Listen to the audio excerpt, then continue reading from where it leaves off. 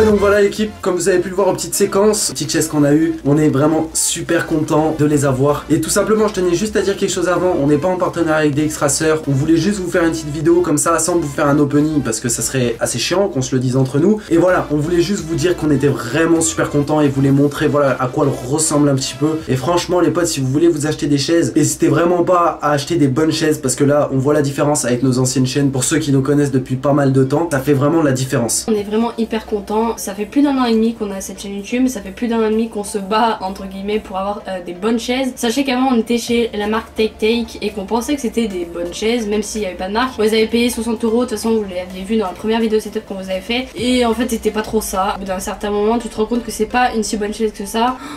Oh putain, j'ai cru que c'était un frelon. J'aime pas trop ça moi. Allez, sors, fils de pute. Putain. Oh fils de pute, mais il est énorme bah. Il y a un énorme papillon au plafond, mais bon.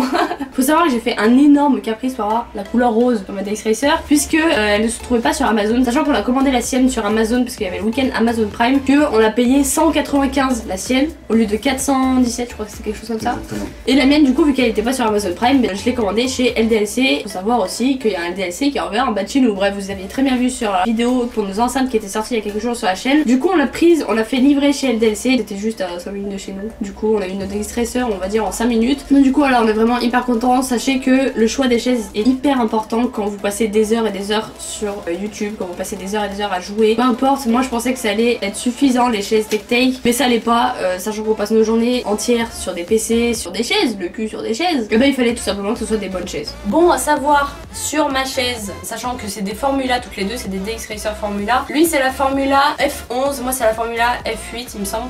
Et il faut savoir que sur les accoudoirs on peut les monter et descendre. Par contre sur celle de Roro on peut seulement faire ça. Sur les miens on peut faire ça ou ça.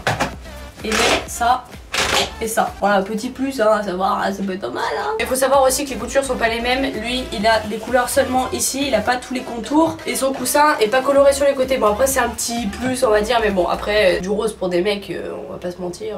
Voilà quoi. Si t'es un petit nouveau, n'hésite pas à t'abonner, c'est hyper important. Et aussi à lâcher un gros pouce bleu, ça fait super plaisir. Et puis nous, on dit peace et à la prochaine pour une prochaine vidéo. Peace. Peace.